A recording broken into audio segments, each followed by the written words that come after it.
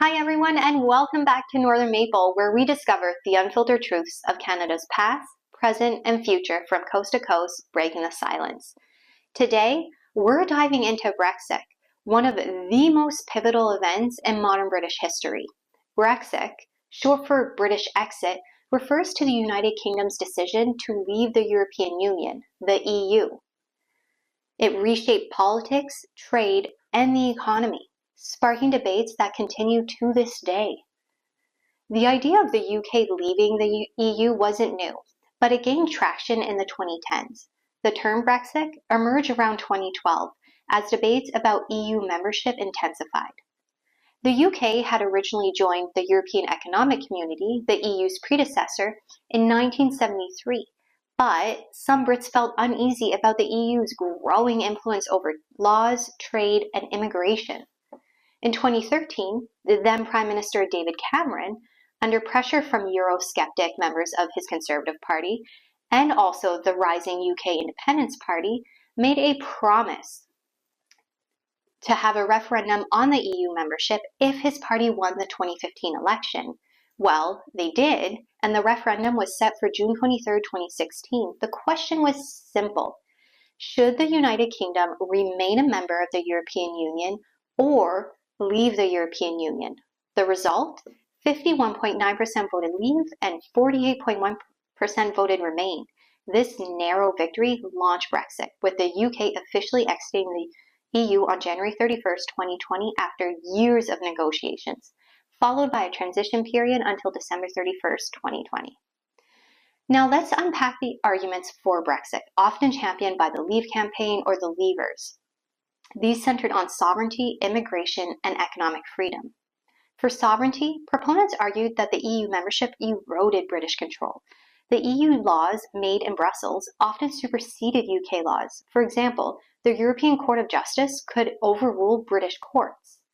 Leavers wanted Parliament to regain full legislative power, allowing the UK to set its own rules on everything from fishing quotas to product standards. They saw Brexit as a chance to take back control over their nation.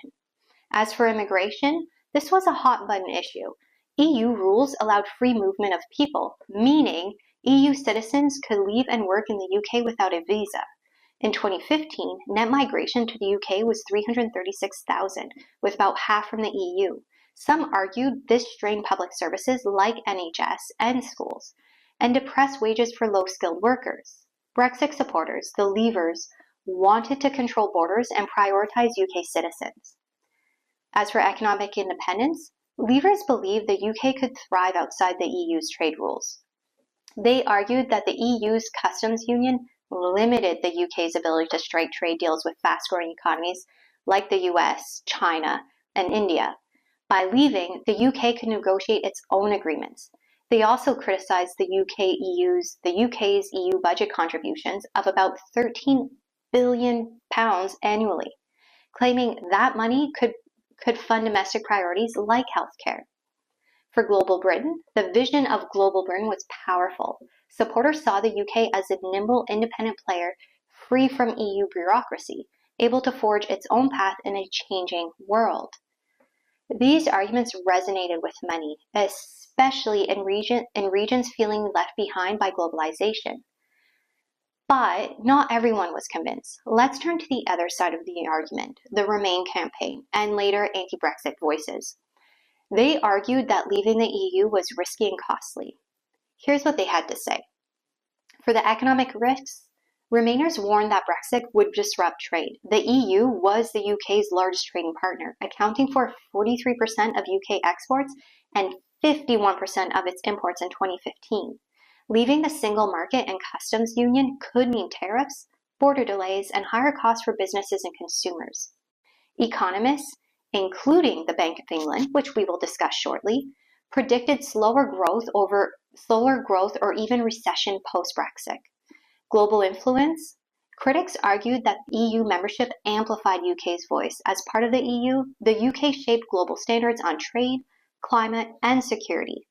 Alone, its influence might decrease, especially in negotiations with giants like the US or China. As for immigration benefits, Remainers highlighted that the EU immigrants contributed to the economy. They filled critical roles in industries like healthcare, agriculture, and tech. In 2015, EU migrants paid more in taxes than they consumed in public services, according to studies. Restricting immigration could lead to labor shortages.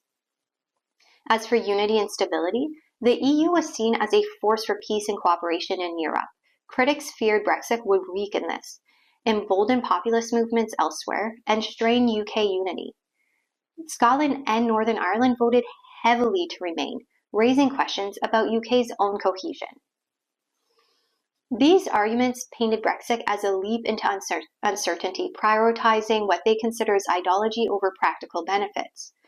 The debate was fierce, splitting families, parties, and communities. Now, let's look at the UK's economy before and after. Before Brexit in 2015, the UK was a global powerhouse. It was the EU's second largest economy with a GDP of £1.9 trillion.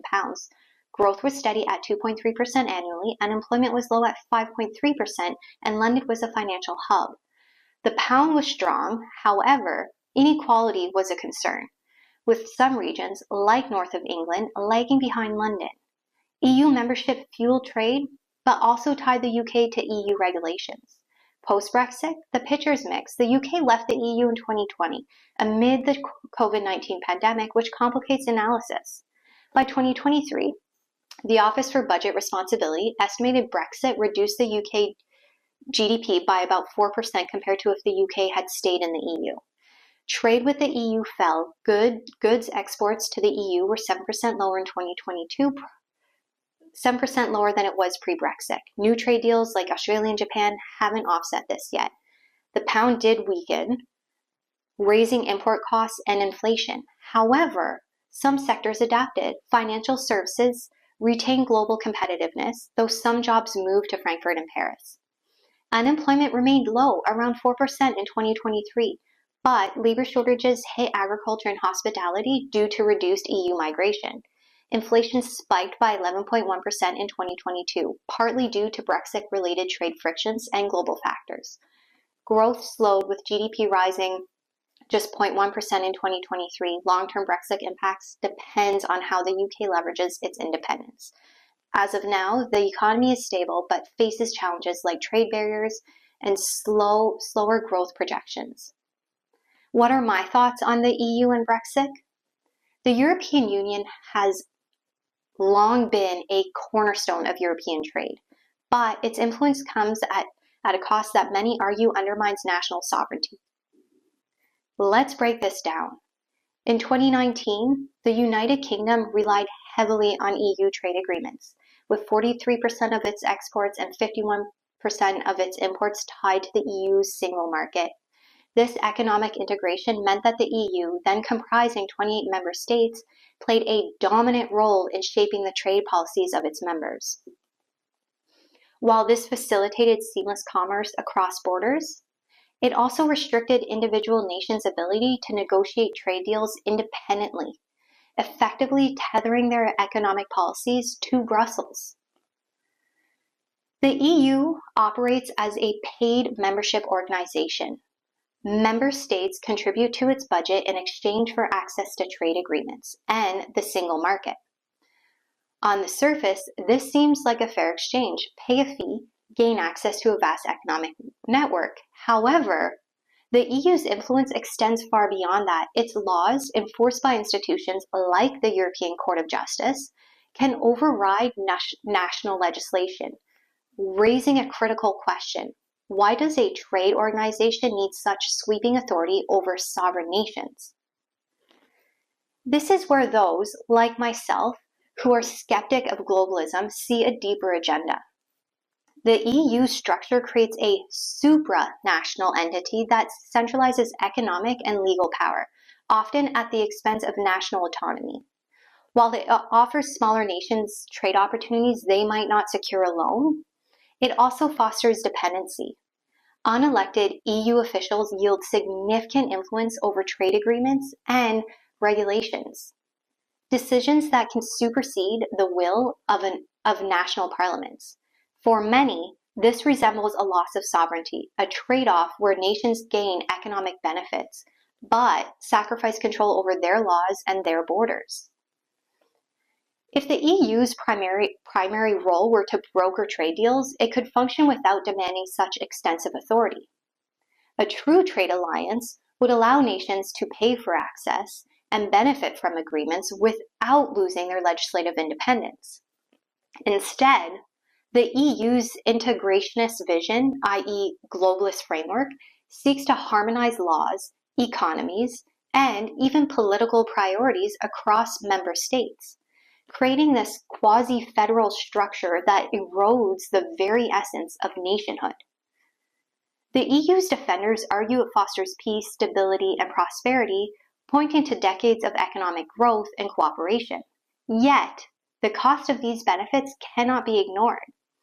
By prioritizing supranational governance, the EU risks alienating those who value self-determination above centralized control.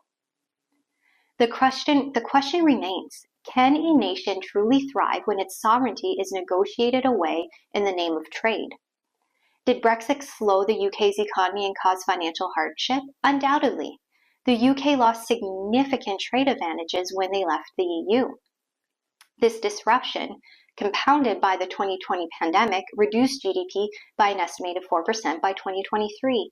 Yet, the UK is steadily recovering, building a robust, sovereign economy that prioritizes its citizens.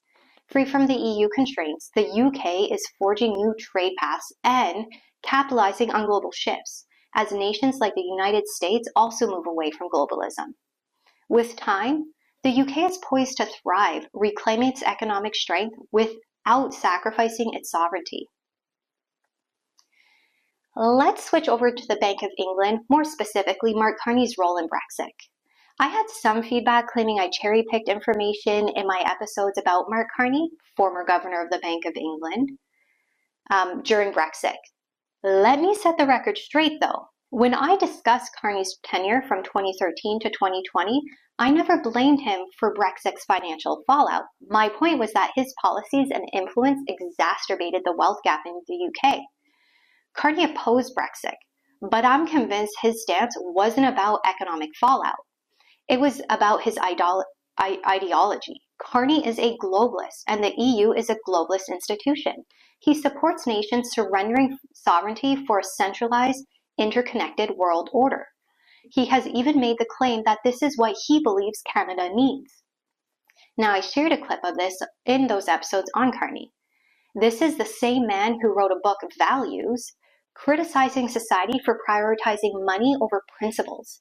Yet his vocal support for the EU, a supranational body that often overrides national laws, directly contradicts his written words.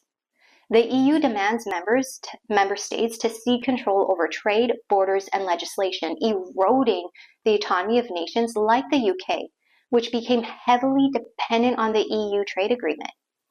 How can Carney champion values while endorsing an organization that diminishes democratic sovereignty?